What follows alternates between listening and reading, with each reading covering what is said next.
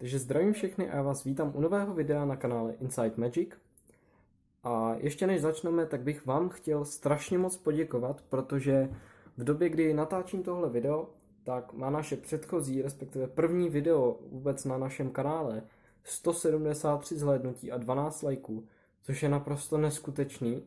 Vůbec jsem to nečekal, že by se vám to mohlo takhle líbit, ale každopádně jsem za to hrozně moc rád. A budu taky rád, když se vám tahle série bude líbit i dál.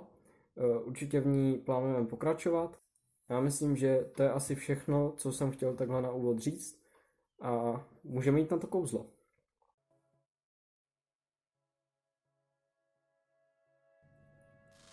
Takže mám tady standardní balíček karet, ze kterého už jsem si před trikem vydal tyto dvě červené královny, které budu k triku potřebovat, ale ještě ne teď, až za chvíli, takže je zatím položím sem. A na začátek triku nastavím karty jednomu z diváků a poprosím ho, aby si kdykoliv chce řekl stop. Tak řekněme, že si řekl stop třeba teď.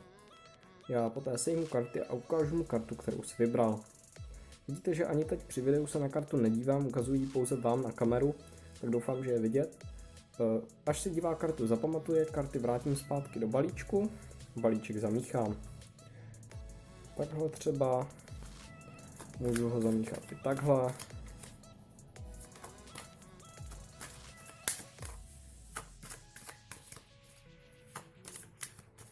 Tak, abychom si byli jistí, že divákova karta úplně ztracená v balíčku. Když jsme si jistí, přichází na řadu naše dvě královny. Vezmu první z nich a položím ji na vršek balíčku. Potom vezmu druhou a položím ji na spodek.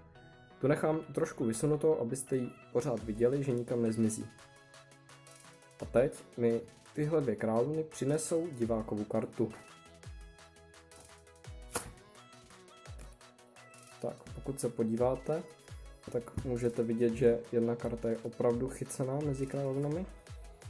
A když se na ní podíváte, tak myslím, že je to diváková karta, dvojka piková. Tak jo, já doufám, že se vám video líbilo, pokud ano, budu rád za každý like, odběr na náš kanál, nebo pokud budete tohle video sdílet.